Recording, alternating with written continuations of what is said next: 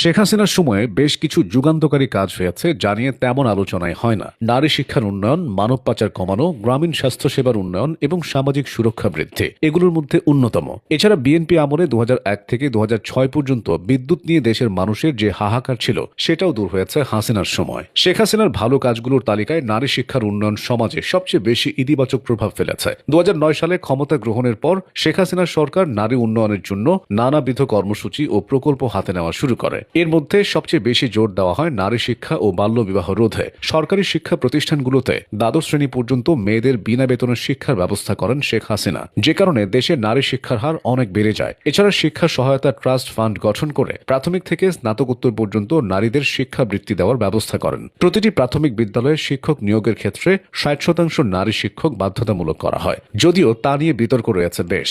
বাল্যবিয়ে ও নারী নিপীড়ন প্রতিরোধেও কঠোর আইন করে হাসিনা সরকার। গ্রামীণ এলাকায় স্বাস্থ্যসেবা নিশ্চিত করা শেখ হাসিনার আরেকটি অন্যতম ইতিবাচক কাজ।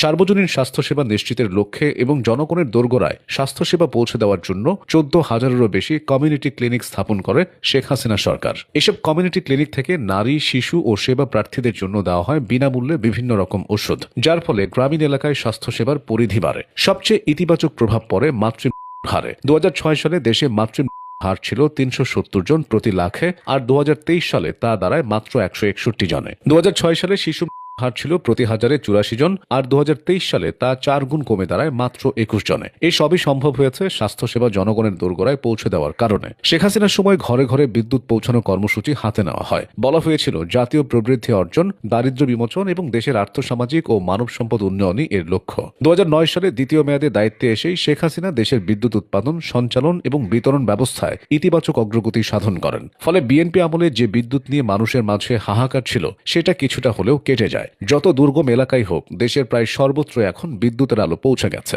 প্রচলিত পদ্ধতিতে বিদ্যুৎ উৎপাদনের পাশাপাশি সৌরবিদ্যুৎ, উইন্ডমিল ও বায়োগ্যাস থেকেও বিদ্যুৎ উৎপাদিত হচ্ছে। এছাড়া দেশে প্রথমবারের মতো শুরু হতে যাচ্ছে পরমাণু বিদ্যুতের উৎপাদন, যেটাও শেখ হাসিনার হাত ধরেই সম্ভব হয়েছে। সামাজিক নিরাপত্তার ক্ষেত্রেও শেখ হাসিনা ইতিবাচক কিছু উদ্যোগ নিয়ে বাস্তবায়ন করেছিলেন। বিধবা ভাতা, তালাকপ্রাপ্ত ও বয়স্ক ভাতা, প্রতিবন্ধী ভাতা ইত্যাদি সামাজিক নিরাপত্তা বেষ্টনী জনগণের দুর্ভোগ লাঘব করে তাদের জীবনকে উন্নত করেছে। এছাড়া সর্বজনীন পেনশন স্কিম একটি অনন্য পদক্ষেপ। পল্লী সঞ্চয় ব্যাংক গ্রামীণ জনপদের মানুষের জীবনে প্রভাব ফেলেছে। গ্রামে গঞ্জে, নগর জনপদে কম্পিউটার প্রশিক্ষণ কেন্দ্র, ইন্টারনেটের ব্যবহার এবং ফ্রিল্যান্সিং এর মাধ্যমে নারী পুরুষ আত্মকর্মসংস্থানের সুযোগ সৃষ্টির মধ্য দিয়ে অনেকেই স্বাবলম্বী হয়েছে। অতীতে বাংলাদেশের সবচেয়ে বড় সমস্যাগুলোর একটি ছিল মানব পাচার। সেটি এখনো পুরোপুরি রোধ করা সম্ভব হয়নি, তবে শেখ হাসিনা চেষ্টা করেছিলেন। মানব পাচারের ক্ষেত্রে তিনি জিরো টলারেন্স নীতি ঘোষণা করেছিলেন। তারই প্রেক্ষিতে মানব পাচারের মামলা